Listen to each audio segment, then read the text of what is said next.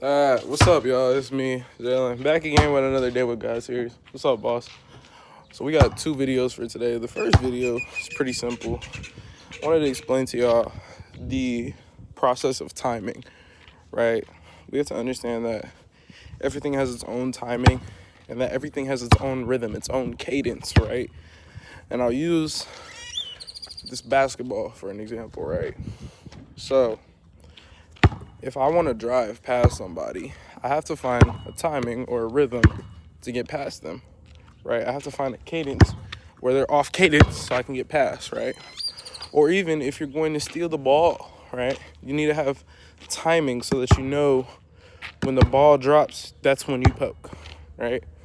And I want to explain to y'all that, yeah, I haven't been making videos lately, but I also want to explain to you guys that I'm on God's timing. I'm on God's cadence.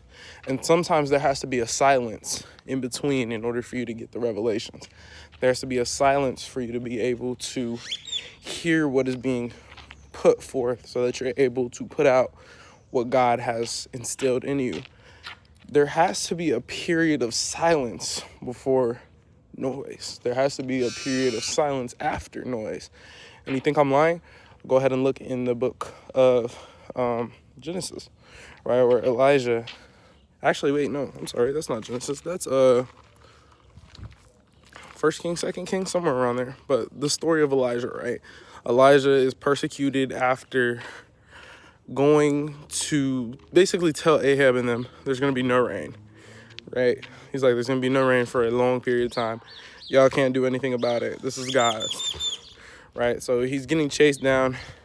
He fears for his life, so he goes off into the mountains, right? And there's a bunch of noise, right?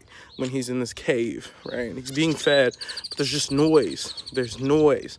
There's noise. And then there's silence, right? That silence was a testament of God being there. And then afterwards, it said that a quiet, still, small voice was heard, right? And that was God's voice.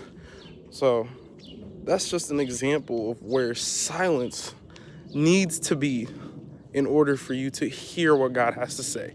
You cannot hear God with a loud mind. You cannot hear God when you are so fixated on the world that you are unable to hear the silence in which he is in. And that's the first video for today, but there is a second one coming, so just be aware.